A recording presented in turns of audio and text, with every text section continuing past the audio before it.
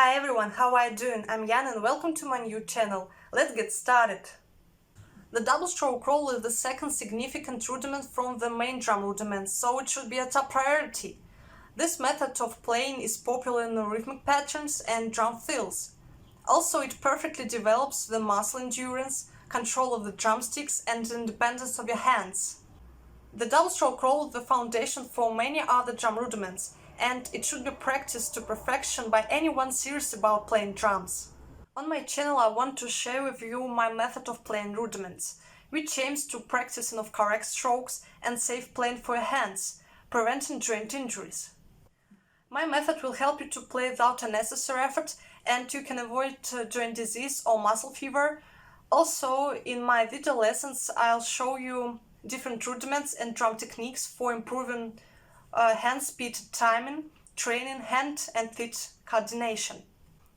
Playing the drums with tense hands, incorrect learning of rudiments, playing at high speed and at a limit of muscle capabilities can be a result of carpal tunnel. The carpal tunnel syndrome is the compression of the median nerve as it passes into the hand. The median nerve is located on the palm side of your hand. Weak grip strength may occur, and after a long period of time, muscles at the base of the thumb may waste away. The main symptoms are pain and tingling in the thumb, index finger and middle finger. Pain may extend up the arm. If you constantly feel the pain in the thumb and palm, playing the drums or guitar, it can be the first signal for the disease. And it's necessary to stop playing for a while and start practicing the correct techniques of strokes. The double stroke roll works just like the single stroke roll. It's played in a sequence of alternating strokes, but instead of having one stroke per hand, you'll have two different strokes. And now I'm gonna explain how to play it.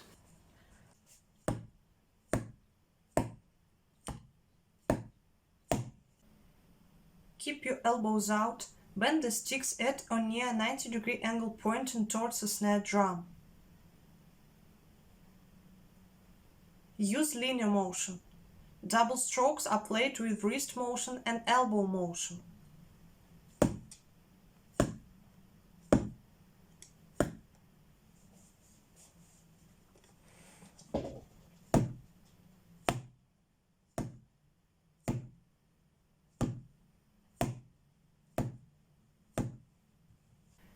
If your wrists work without the help of the elbows, you can damage the wrist joint. The drumstick rebounds on the pad and lies alone between your thumb and index finger. At the same time, the other three fingers are completely opened. Your hands are relaxed. In this way, the fingers allow your drumstick to float in your hand and don't block it.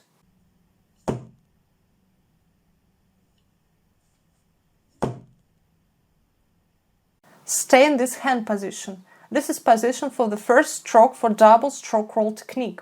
Pay attention that your wrist should not bend too much.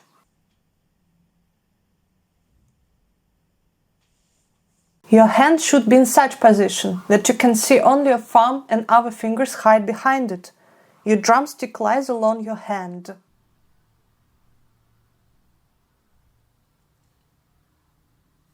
You hit the drum once and allow your drumstick to bounce back. When you do the second stroke, your thumb and index finger bend and wrap stick around, your elbow rises up.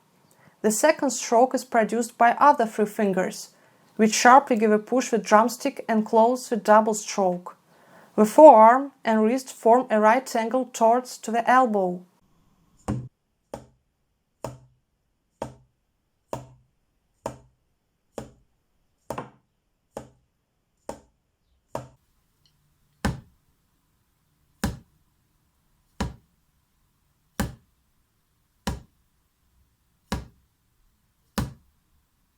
It's important when you do a second stroke, your hand turns and you can see all your finger bones and your wrist, as if you are looking at a clock.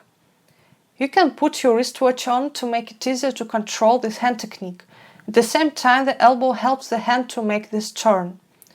This can be compared to how you turn the key in the lock. In this case, you turn it to the left, if you play with right hand. The common mistake of beginners is tense wrist and its excessive bend, like this. When you overbend your wrist, you block it and the technique of double stroke roll is violated. So the drumstick won't be able to make a full bounce and your hand can play at high speed. I often made this mistake and now after everyday practice in front of a mirror, I've corrected this problem. Another mistake of beginners is doing one more stroke in a double stroke roll rudiment. In this technique, when your stick already bounced off the pad, you don't need to make a new swing with the drumstick again after that.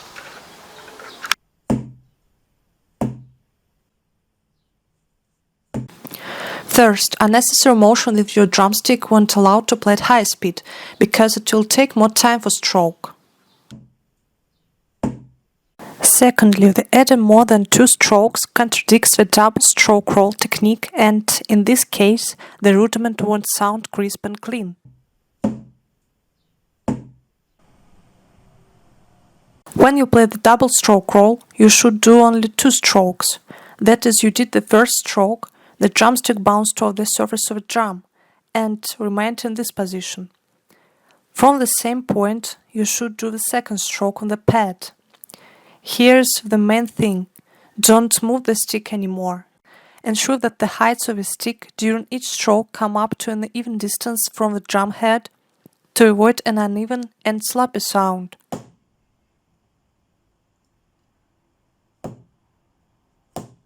As you start speeding out the double stroke roll, you will naturally start bouncing the second stroke off of the snare drum or practice pad.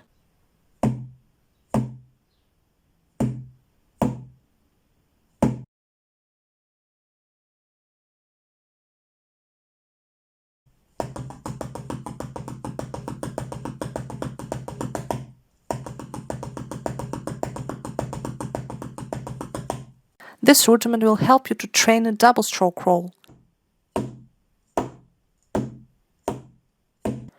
We are going to count 8 notes within 4/4 time. Use metronome and count out loud. Your right and left hands play in every 8 note. 1 and 2 and 3 and 4 and.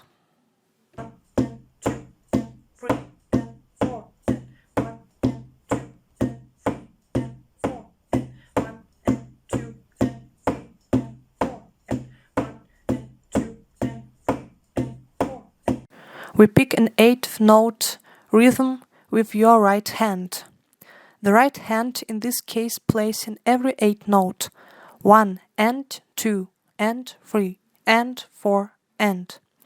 The left hand is the unstressed beat, so we are playing 16th notes.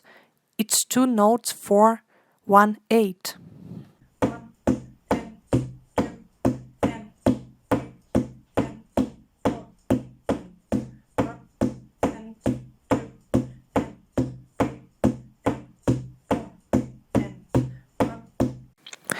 Try to count quarter notes and add the note with your head, playing 1, 2, 3, 4.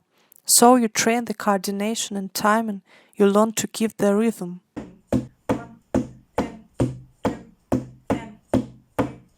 At this point your wrists and hands will have loosened up, and your muscles will have gained both muscle memory and endurance. Start by making 2 hits on each hand, starting slow and getting faster. Every time you practice, try to make your strokes go faster.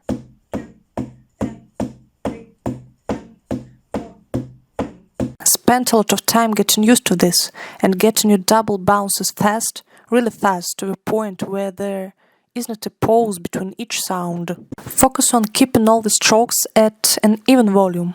Watch how your sticks come up for each stroke, and be sure they reach an even height. If one drumstick is coming up higher than the other, it will typically create a louder stroke. Practicing in front of the mirror is highly recommended, so you can keep an eye on both hands while first developing this rudiment.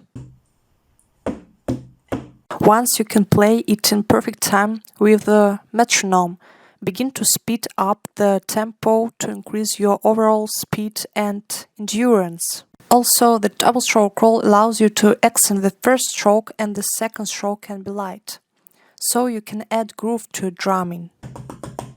I hope this video was useful to you, and I'll be grateful if you subscribe to my new channel and watch more videos. In the next video lesson, I'll tell you about how to play the paradiddle and explain the concept of this rudiment. Check out my first video lesson about the best equipment for beginners, or how to practice at home without a drum set. My second video about the single stroke roll, or how to play the main drum rudiment. Have a nice day and just enjoy drumming!